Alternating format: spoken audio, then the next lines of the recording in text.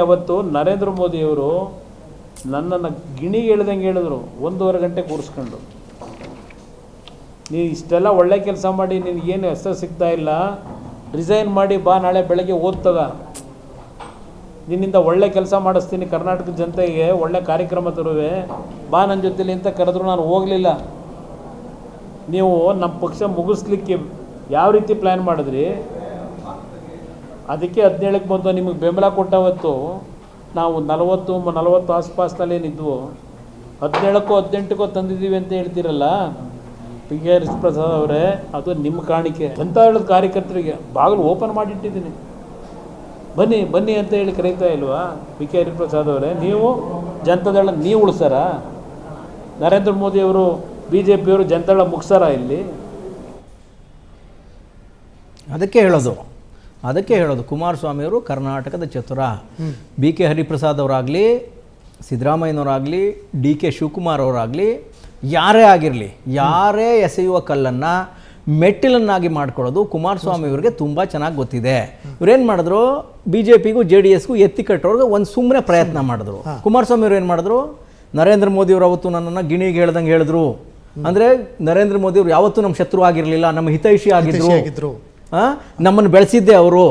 ಆಮೇಲೆ ಹೇಳ್ತಾ ಇದ್ದೀರಿ ಬಿ ಕೆ ಹರಿಪ್ರಸಾದ್ ಅವರೇ, ನೀವು ಹೇಳ್ತಿದ್ದೀರಿ JDSನ BJP ಬಳಸ್ಕೊತಾ ಇದೆ ಅಂತ. ಇಲ್ಲ, ತಪ್ಪು ಅಭಿಪ್ರಾಯ. JDSನ BJPನ JDS ಬಳಸ್ಕೊತಾ ಇದೆ.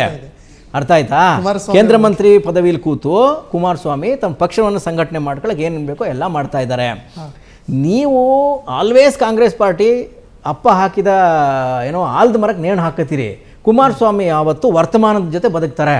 ಅವ್ರಿಗೆ ಗೊತ್ತಿದೆ ಅವ್ರ ಪಕ್ಷನ ಹೇಗೆ ಉಳಿಸ್ಕೋಬೇಕು, ಆಮೇಲೆ ಹೇಗೆ ನೆಕ್ಸ್ಟ್ ಮತದಾರರ ಮೇಲೆ ಹೇಗೆ ಪ್ರಭಾವವನ್ನು ಬೀರಬೇಕು, ನಿಮಗಿಂತ ಯಶಸ್ವಿಯಾಗಿ ಮಾಡ್ತಾರೆ. ಹಾಗಾಗಿ ಅವಾಗಲೇ ಹೇಳಿದ್ನಲ್ಲ, ಹಾಗೆ ನಿಮ್ಮ ಮಾತೆ ಮೃತ್ಯು ಆಗುವ ಎಲ್ಲ ಚಾನ್ಸಸ್ಗಳು ಇದೆ. ನೀವು ಅಲರ್ಟ್ ಆಗಬೇಕು. ಹೋಗಿ ನೀವು ಕುಮಾರಸ್ವಾಮಿಗೆ ಟಕ್ಕರ್ ಕೊಡೋಕೆ ಹೋದರೆ ಕುಮಾರಸ್ವಾಮಿ ಅದನ್ನು ಯಶಸ್ವಿಯಾಗಿ ಟರ್ನ್ ಮಾಡಿ ನಿಮ್ಮ ವಿರುದ್ಧ ಅದನ್ನು ಕನ್ವರ್ಟ್ ಮಾಡೋದ್ರಲ್ಲಿ ಯಶಸ್ವಿ ಆಗ್ತಾರೆ, ಅದರಲ್ಲಿ ಯಾವ ಡೌಟೂ ಇಲ್ಲ.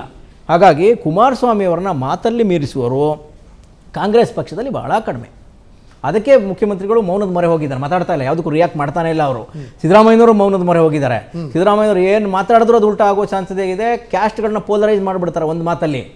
ಬಿ ಕೆ ಹರಿಪ್ರಸಾದ್ ಅವ್ರಿಗೆ ಯಾವುದಾದ್ರು ಒಂದು ಸೂಕ್ಷ್ಮ ಪದಗಳಿಗೋಸ್ಕರ ಎಲ್ಲ ಕಾಯ್ತಾ ಇದ್ದಾರೆ. ಹಾಗಾಗಿ ಈಗಿನ ಎಲೆಕ್ಷನ್ಗೆ, ಈಗೇನು ಎಲೆಕ್ಷನ್ಗೆ 28ರ ಎಲೆಕ್ಷನ್ಗೆ ಶುರುವಾಗಿದೆಯಲ್ಲ ವಾರು, ಈ ವಾರ ತೀಕ್ಷ್ಣ ಗತಿಯಲ್ಲಿ ಸಾಗ್ತಾ ಇದೆ. ಒಂದು ಮಹತ್ವದ ಘಟ್ಟಕ್ಕೆ, ಇನ್ನು 2 ವರ್ಷ ಇರೋ ಸಂದರ್ಭದಲ್ಲೇ ಮಹತ್ವದ ಘಟ್ಟಕ್ಕೆ ತಲುಪಿದೆ. ಹೀಗಾಗಿ ಉಭಯ ಪಕ್ಷಗಳು, ಇದ್ದಂಡಗಳು, ಎರಡೂ ಕಡೆಯ ರಣರಂಗದಲ್ಲಿ ಯಾವ ಮಾತುಗಳು ಬರ್ತದೆ ಅನ್ನೋದನ್ನು ಇಬ್ಬರು ಕುತೂಹಲದಿಂದ ಕಾಯ್ತಾ ಇದ್ದಾರೆ. ನೋಡಬೇಕು, ಭಾಳ ರೋಚಕ ತಿರುವನ್ನು ಈಗ ಪಡ್ಕೋತಾ ಇದೆ ನಮ್ಮ ಪಾಲಿಟಿಕ್ಸ್.